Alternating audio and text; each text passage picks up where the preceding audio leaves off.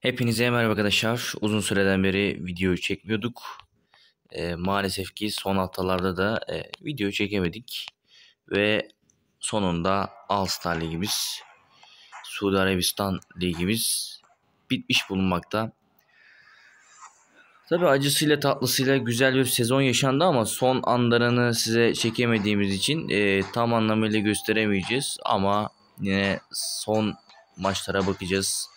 Şampiyonumuz Al Rayed oldu. Bugün detaylı bir inceleme yapacağız. Bu sezon neler oldu, neler geçti aramızda ve nasıl mücadeleler verildi. Biraz da buna bakacağız. İlginç bir istatistikle gözümüze çarpıyor. Her iki takım da 60, her iki takım diyorum. 3 takım da 60 puanda kalmışlar. Ve 68 puanla da Al Rayed şampiyon olmuş.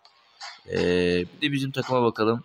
Yani biz bu zamana kadar yine 30 puanda kalmışız ve ligde kalmayı da becermişiz. Yani o da aşırı ilginç ama tabii ki de alttaki takımların da 3 tane bot olduğunu söyleyelim.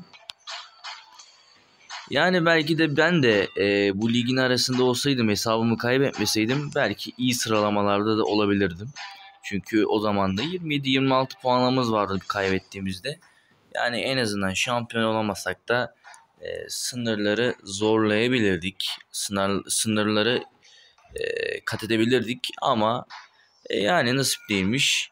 Ve dediğimiz gibi şampiyon ne olursa olsun şampiyona lig ödülü verilecek demiştik. Ve Komeyan STR'ye de lig ödülü olarak 100 TL'lik bir ödül geldi. Yani kendisi bunu tabii ki yani hak ettiği için kazandı.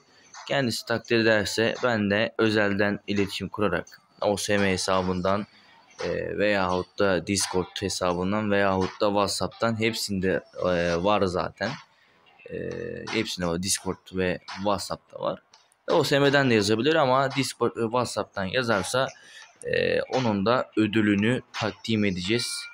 Onun da güzel bir ödüle layık olduğunu, onun da iyi şeylere layık olduğunu söyleyelim. Çünkü bu ödüle layık gösterildi. Bu ödülü kazandı çünkü bu ödülün hakkını verdi. Hakkını verdiği için, bu maçların hakkını verdiği için bizim ligimizde ilk defa böyle bir ödüllü turnuvada kazanan oldu. 100 TL'lik bir hediye bizden ona bir hediye. Hediye değil aslında, kendisi kendi emeğiyle kazandı. Biz dediğimiz gibi lafımızın arkasındayız. Yine ödülünü teslim edeceğiz. Benle WhatsApp veya Discord'dan iletişime geçerse Al Rayed menajerimiz çok mutlu olurum. Kendisi ne bekliyorum. Tabii özelden buradan pek olmaz ama özelden konuşursak olur. Çünkü YouTube'daki zaten sohbetler tam anlamıyla göstermiyor veyahut da şimdi herkesin ortasında da olmaz. Evet, 6-0'da yenilmiş burada bir Abha'yı görüyoruz. 33. haftada Tekinsel finalde çok yaklaşmışken Al Nassr'a karşı yenilmiş. 4-2'lik bir mağlubiyet almış. Bugün tüm takımların hemen hemen istatistiksel olarak maçlarına bakacağız. 4-3-3 ile 5-3-1-1 kapışması aslında maça iyi başlamışlar. 1-0 öne geçmişler. 41'de değerli kalan 1-1'e getirmiş. Rashford 49'da 2-1'e getirmiş.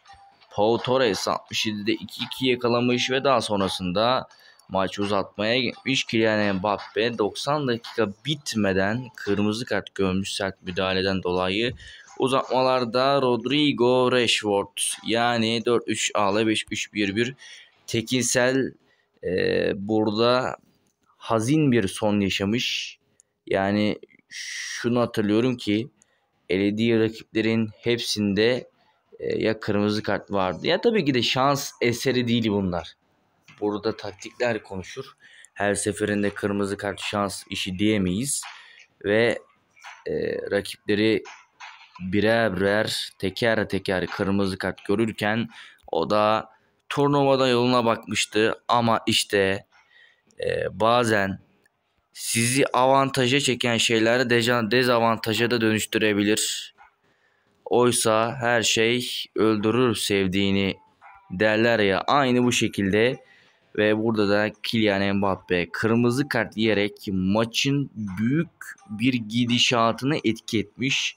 Çünkü uzatmalarda 2 tane gol yemek ağır bir şey ve forvetinizin de yemesi ve tek forvetle oynamanızın da büyük şanssızlığıyla beraber kadro üstünlüğüyle tanınan Al Nassr Altay'ı burada 4-2'lik skorla mağlup etmiş. Tabii ki de Tekirsel Lig'de istenileni veremese de turnuvada yani kupa maçlarında verdiği için de kendisiyle büyük bir gurur duymalı. Çünkü üst tablolarda olup da kupada erkenden veda eden veya elenen rakipleri finalde değiller. Hani ikinci, üçüncü, üçüncü tabii ki de kupanın sahibi. Birinci dahil, ikinci, dördüncü, beşinci bunlar kupada elenenler ama kendisi bu menajerlerin belki de birkaçını bu turnuvada yendi. Yani kupa maçlarına yendi. Şöyle kadro değerine baktığımızda Al Nassr 2 milyon, Al Riyad 2 milyon değerde, Al Adalah FC 1 milyon 952, Al İttifak 1 milyon 369 diye gidiyor. Ve buradaki hazin son sadece ona değil, buradaki hazin son şampiyonluğu kaybeden, gıdımla kaybeden menajerler de üzülüyordur ama gıdımla aslında kaybeden yok. Gıdımla kaybedeceğin yok ama 8 puanla kaybeden, ligin sonuna kadar mücadelesine devam eden Al İttifak, Al Nassr, Al Adalah FC takımlarını görüyoruz. 3 takım da 60 puan almayı başarmış. Yani görüyorsunuz ikinci bile 8 tane mağlubiyet almış bu ligde. Her ne kadar ligin biraz daha menajerlerin çoğunluğu ve aktifliği olsaydı daha da kaliteli olabilirdi. Ama maalesef bunu başaramadık, yapamadık. Doğru söylemek gerekirse. Ve burada 4 mağlubiyet alarak Al Riyad lider olarak ligi bitirdi. Ve ligdeki en çok gol atan takıma da tabii ki de bakmak isteriz. Ligde en çok gol atan takım Al İttifak'ı da tebrik ederiz. Ligde de en az gol yiyen takım, hemen bakıyoruz. Biz buna rağmen yine 32 tane gol yemişiz. Yine iyi, bizim açımızdan değil. Yani ben takımı belki de yarım dönem uzun bir şekilde bıraktım böyle ve 32 gol yemişiz sadece. Ve 17 gol yiyerek Al Nassr ve Al Adalah FC en az gol yiyen takımlar olmuş. Ve en fazla agresif takım da Al Kalej ile Al Abha, Al Adalah FC onlardan daha fazla. Al Riyad'in de liderin de 4 tane kırmızı kartı var. Yani ligimizde şu an şu genel istatistikler doğru mu gösteriyor bilmiyorum ama şurada bir toplama yapalım. 3, 4, 7, 10, 13, 14, 19, 20, 21, 22, 23, 24, 25, 26, 27, 28, 29, 30, 31, 32, 36, 38, 39, 40, 41, 42. Ben 42 kırmızı kart diye hesapladım. Doğruymuş konuşamadım. İstatikler doğruymuş. İstatistikler doğruymuş. Konuşamadık bir anda. Dilimiz sürçtü. 42 tane kırmızı kart geçmiş bu 30 günlük serüvende. Şöyle bir baktığımızda ligde transfer edilen oyuncu 3566. Bu rekor bir rakam. Ve toplam harcamada 90 milyarı geçmiş. Yani 90 milyarı 90 hatta milyar mı? 90 milyar olması lazım. Yani inanılmaz bir harcama. Ortalama transfer bütçesi işte ortalama transfer 25,2, oynanan maç 255. Bu ligde toplam 601 gol atıldı. 601 gol atılmış. Maç başına gol sayısı çok yüksek. 2,4, yani hemen hemen ortalama her maç 1-2 gol izlemişiz. 1-2 gole bakmışız. Ve ev galibiyetinin ne kadar da önemli olduğunu sizlere defalarca söylemiştim ilk videolarımızda. Ve 110 galibiyet, deplasman galibiyeti 94. Sadece deplasman galibiyeti ev sahibinden 16 eksik. 16 eksik, 16 eksik ama buna rağmen de güzel bir lig olmuş ve beraberlik sayısı az. 51 beraberliğimiz var. Maçlarda ev sahibi ve deplasman galipleri hep belirleyici olmuş. 814 tane de kırmızı kart yenilmiş. Tabii ki de şimdi yarın bu lig saat 5'ten sonra böyle hani diyor belki de bazı arkadaşlarımız hani videoda gelmiyor, gelmiyor. Acaba lig kurulmayacak mı? Başka bir şey olmayacak mı? Biz yine bir lig kuracağız. Ama şu an biz Süper Lig'dekileri biraz daha beklememiz gerekecek. Belki de Süper Lig tam bitmeden yine kurabiliriz diyeceğim ama aslında bu sefer benim yapma niyetim şu. Karma yapacağım ben. Hani oradaki tecrübeli menajerlerle buradaki şampiyon olmuş veya şampiyonluğu oynayan menajerleri karşı karşıya getirip kafa kafaya kapıştırmak istiyorum.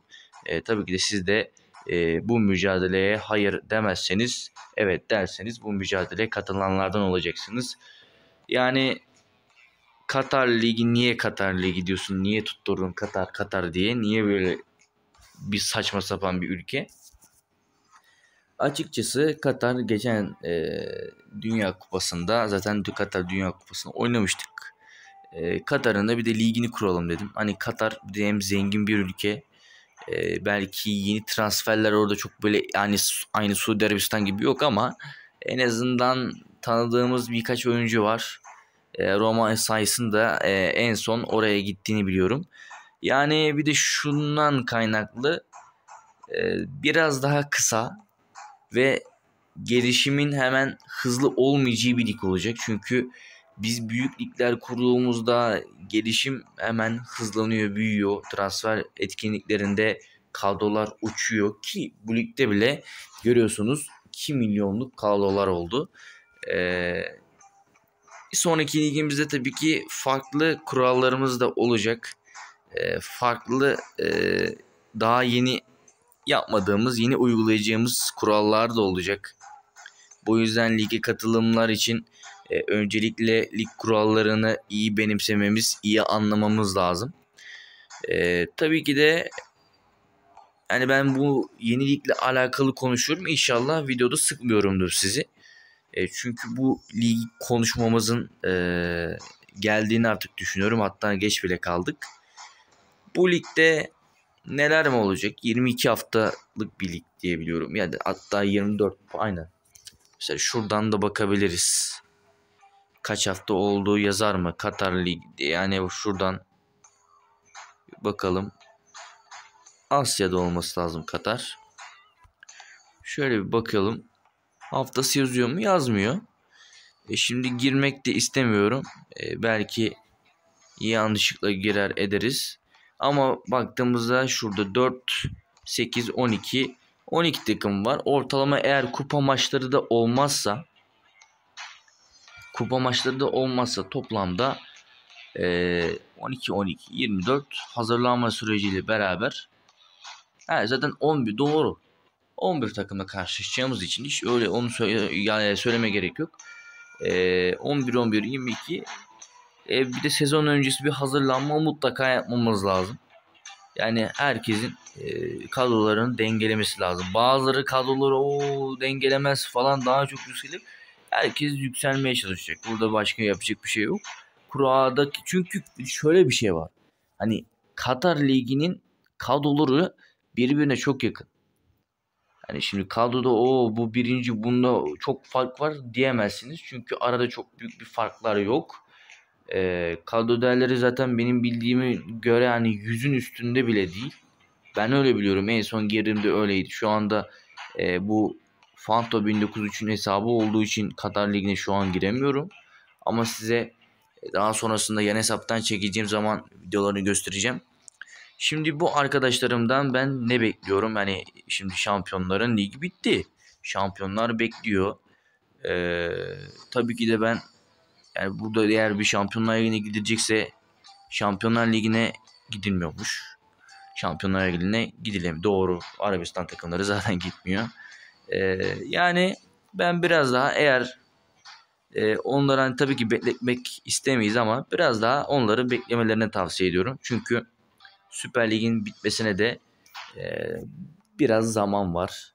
Yani Süper Lig'in de biraz daha oynandıktan sonra e, bir durumuna göre bakacağız. Kura çekimi yapacağız. Şimdi bu Arabistan Ligimiz bitti. Yani buradaki tüm arkadaşlarımıza tebrik ediyorum. Güzel bir ligdi. Acısıyla tatlısıyla kötüsüyle falan filan fişman bunları geçtik. Ben şimdi bir tane arkadaşımız var. O da Katar Ligi'ni kuracak. Ama onun hesaba ben yine bu hesaba nasıl girdiysem o hesaba da gireceğim. Ayrıyeten tabii ki de lige belki gelmek istemeyenler olabilir. Bana ilettiler artık ben biraz daha derslere odaklanacağım. Ağustos ayı geldi şöyle olabilir. Şampiyonlar Ligi'nden de yani bu Şampiyonlar Ligi'nden de gelemeyecek menajerler olabilir. Mesela sanırım Vitor Pereira artık biraz OSM'ye ara verecek sanırım bilmiyorum. En sonki konuşmamızda öyleydi düşüncesi. Ama onun dışındaki menajerleri ben tabii ki de lige bekliyorum. Katar Ligi'ne bekliyorum. Çünkü renk katacak kişiler sizlersiniz. Lige e, uyumu verebilecek veya farkınızı gösterebilecek menajerler sizlersiniz. Sizin sadece küçük bir bekleme tablosu gösteriyor. Yani biz sırasıyla artık bugünden sonra da bence Süper Lig videolarını her gün atmamız lazım ki sizde hangi gün hangi haftada olduğunu bilesiniz. Bu konuyla ilgili de tabii ki de kendimi zorlayacağım ve videoları atmaya çalışacağım. Ayrıyeten de şunu eklemek istiyorum. Kura çekiminde zaten nasıl bir klasik bir anlayışımız varsa kime hangi takım çıkarsa onu alıyor. Ya aynı şekilde olacak.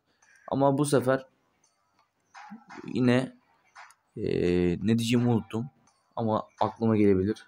Neyse ben şunu söyleyeyim. Bir şey söyleyecektim ama aklıma gelmedi. Çünkü çok konuştuk. 17 dakikadan beri konuşuyoruz. Haliyle normal. Şimdi buradaki arkadaşlardan yani buradaki ligdeki arkadaşlardan gelmek isteyenler adlarını yazarsa ben Katar Ligi'ne katılıyorum. Veya bu videoyu yeni izleyen takipçilerimiz, yeni izleyenler, kanalımızın kitlesine yeni katılanlar, lig var mı, lig ne zaman açılacak, ne zaman diye soranlar için diyorum. Bu videoyu izleyebilirsiniz. Bu videoya belki bunlar izler mi izlemez bilmiyorum. Bu dakikaya kadar izler mi izlemez bilmiyorum.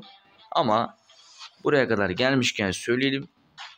Katar Ligi'ne katılım için burada menajer isminizi bırakabilirsiniz. Yani buradan yazmanızı rica ediyorum. Çünkü buradan yazarsanız ben isimleri toplu bir şekilde alacağım. Topluluk kısmını da bir şekilde paylaşacağım. Ama buraya yazanlar topluluk kısmına yazmak zorunda değil. Ama kesinlikle ben bu videonun altını istiyorum. Herhangi bir başka bir videonun altına değil. Ben sadece bu videoyu kullanacağım. Bu videonun altındaki yorumları dikkate alaraktan hazırlayacağım. Hali hazırda şu an Süper Lig'de mücadele eden menajerlerimiz de şu an ben ileriki zamandaki Katar Ligi'ne Süper Lig bittikten sonra katılmak isterim diyebilir. Çünkü artık zamanı geldi. Ama dediğim gibi Süper Lig bittikten sonra bizim muhtemelen bu lig kurmamız gerekiyor. Çünkü e, şimdi Süper Lig bitmeden önce kura çekim yapsak desem bu sefer şampiyonların hepsi aynı ligin içerisinde olacak. Aslında bizim yapmamız gereken şuydu ilk başta. Biz Süper Lig'i en başta kuracaktık. Süper Lig'i ilk başta kuracağımız lig olacaktı. Ve daha sonrasında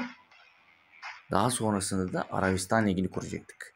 Biz burada sadece bir ayarlama yapamadık. Günler arasındaki çakışmayı ayarlayamadık. Yani belki mesela şöyle düşünseydim ben Süper Lig'i kurduktan 2 gün sonra Arabistan Ligi'ni kurup ya en azından da hani e, Süper Lig biraz daha erken başlamış olurdu. Yani biz Süper Lig'i aslında daha geç kurduk.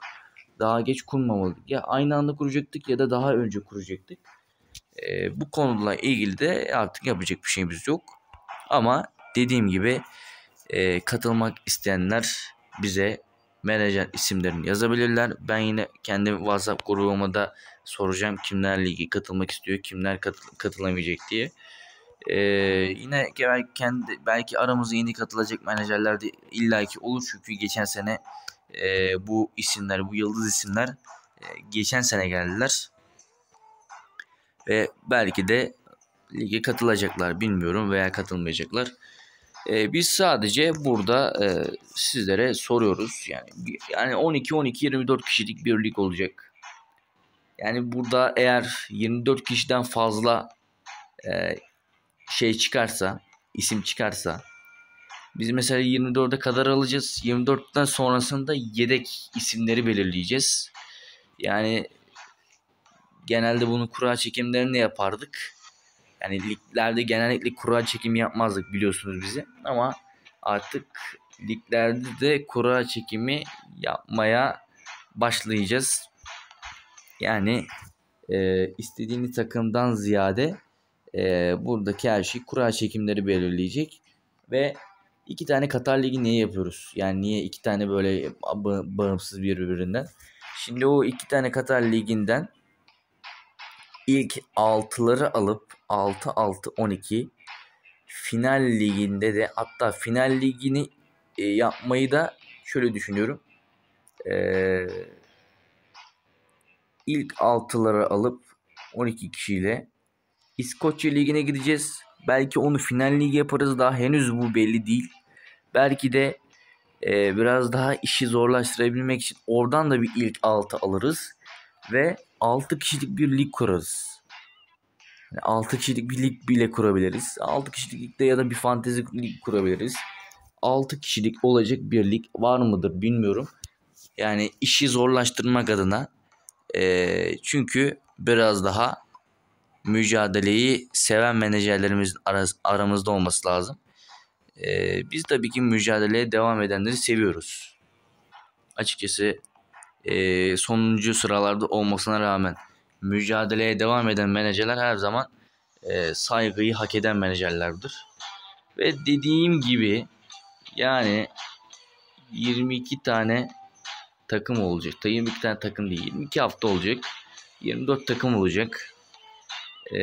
Ve eleme usulüyle liglerimizi yapmış olacağız. Birer birer eleme olacak bizim için. Yani 24 kişilikten 12'ye, 12'den 6'ya kadar belki de düşecek. Belki de 12'den sonra final yaparız. İskoçya Ligi'ni kazananı final yani final kazananı diye yaparız. Yani bir önceki ligdeki aldığınız puanlar aslında bir önemli olmayacak. Sadece sizin liderliğinize yarayacak puan olacak. Hani ben şunu da yapmayı aslında düşünün, bilmiyorum. Sizinle de paylaşmak isterim. Yani mesela adam Katar Ligi'nde ikinci olmuş. 50 puan almış. 50-55 puan almış. 50 puan almış diyelim. Hadi şimdi o az hafta olduğu için. Doğru mu acaba oluyor? 3, 6, 9, 12, 15. Zaten 5 galibiyet alsa 15. 5, 10, 15. Benim yandı. Neyse ben pek ailem. Neyse yani diyelim ki 50 puan veya 40 puan, her neyse. İkinci oldu o kişi. Ama diğer ligde yine ikinci oldu. Ama bakıyorsun adam işte Katar Ligi'ndeki puanıyla İskoçya'daki puanıyla lideri geçiyor. Lidere bakıyorsun, Katar Ligi'nde çok gıdımla girmiş. Yani belki öyle olmaz da bilmiyorum, belki olabilir de. Mesela gıdımla girmiş. İlk 5. sırada bitirmiş. Ama İskoçya Ligi'nde hiç mağlubiyet almamış neredeyse. Ve lider oluyor falan. Yani biz böyle hani puanlama sistemini yapmayı düşündüm. Ama birisi ikinci olacak, o ikinci kazandı falan dememiz biraz garip olacağı için puanlama sistemi yapamayacağız. Yani ya bilmiyorum, size de bunu paylaşıyorum. Hani ben kendi düşüncelerimi de paylaşayım. Bende kalmasın diye diyorum kafamdan. Çünkü sonra bunu niye yapmadık demeyelim. Çünkü yani bunu niye yapmadığımı da söyleyeyim, yani belki öyle yorumlar olursa Çünkü hani nasıl diyeyim, böyle set sayıları olur ya. Bu ligde 55 aldı, bu ligde 60 aldı. Toplamını ayarla. Yani onun gibi bir şey yapmayacağız.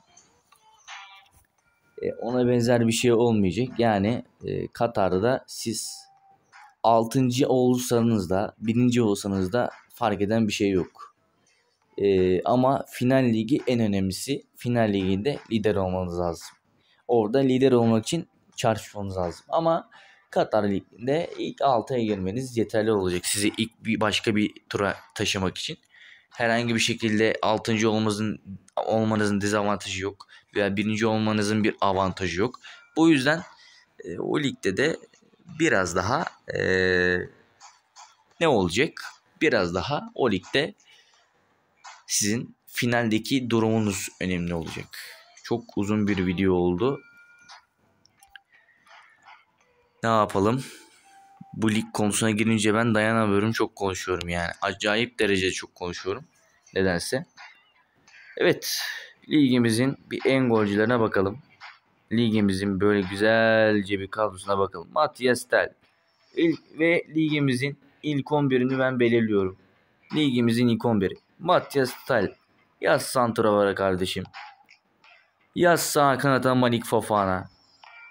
Erling Haaland var. Ama Antis'te kimmiş? Antis'te de sol kanatımız yok. Duran Villa varmış. Ama o da sağ kanat. Allah Allah. Sol kanat yok mu? 3 golcü. Yok. Ben sol kanata yine de şey koyuyorum. Sol kanat mevkisinde de oynar diye düşünüyorum. Erling Haaland diyorum. Erling Haaland, hatta ne yapalım şimdi? Kimi koyalım anlamadım ki. Erling Haaland kanatta oynamaz ama yani biz ligin en azından hani en iyi 11'ini belirleyelim.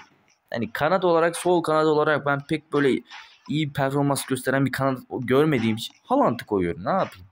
Yani Haaland'ı koyuyoruz. En çok katkı verenlere de bakalım. Orada da belki ismini belli edenler vardı. Scardini'ye bakalım. Scardini sol kanat en çok katkı verenlerde 6. Hadi bakalım Scardini koyayım diyeceğim ama Erling Haaland da orada bana göz kırpıyor. O yüzden şu an pek bir şey diyemiyorum. Ya da şöyle bir şey yapalım. Yedek belirleyelim Erling Haaland. Yedek forvetin 1. yedeği. Tel, Malik Fofana ve Scardini. Sol kanatta Scardini'yi de oynatıyoruz. Ve Antiste'yi de ben yedeklere koyarım. Çünkü iyi bir oyuncu. Duran Villa'yı almıyorum. Çünkü diğer forvetlerin gerisinde kalmış. Performansı Antiste'nin daha iyi burada. Ve asist bakımından kim önde ona bakalım. 4-3 oynadığımızı varsayarsak Florian Wirtz'i aldım. 22 maçta 9 asist ve Al İttifak oyuncusu yine Obat Vargas'ı ilk 11'e koydum. Ve Pablo Martin Gavi'yi de yine bir şeye koydum. Orta sahanın bölümüne koydum. Ve burada da bir sol bek var. Ryan Bensabi'yi de sol beke koydum. Performansı öne çıkıyor. 7.7 ile oynamış ki asist bakımından da 6 tane asistinin olduğunu görüyoruz. Pedri'yi de yedeklere atıyorum. Pedri'yi de yedeklere attık. Ve burada Bellingham var. Bellingham'ı da yedeğe at bakayım. Bellingham da iyi bir performans göstermiş. Hayır. Bellingham çok da iyi bir performans. 7.2 ile oynamış. Bellingham'ı yedekten çıkartıyorum. Pedri'nin performansına bakıyorum. 7.7 ve Kamavinga'yı da yedeklere koyuyorum. Kamavinga'nın da şurada yeteneği gözüküyor zaten. En güçlülerde de Malik Fofana, Kamavinga var. Kamavinga'yı zaten kesinlikle koymanız lazım. Hatta Kamavinga'yı ben ilk 11'e koyarım. Kimin yerine ilk 11'ine koyarım? Buraya Vargas'ı 7'ye çekip ben Kamavinga'yı ilk 11'e koyarım. Tabii ki de bunu biraz daha düzenleyip videonun sonuna da ya da topluluk kısmında da ligin en iyi 11 diye paylaşabilirim. Size göstereceğim yine bir kafamızı toparlayınca isimleri. Ve yedeklerimiz tamamlandı galiba. Orta saha yedeklerimizde. Wanner'ı da aslında konulabilir bir oyuncu. Wanner da yedeklere konulabilir. Hatta o diğer oyuncuyu alıyorum. Onun yerine burada Wanner 17 yaşına rağmen çok iyi oynamış. 5 asist 1 gol. Onu yedeklere koyuyorum. Ve savunmada sol beyimiz hazır. Stoper Luka Vuskovic. Stoper bölgesine koyduk onu. Oynuyor şu an. O da oynuyor. Raphinha geçti Bolu Pazarı, canım benim, bebeğim benim.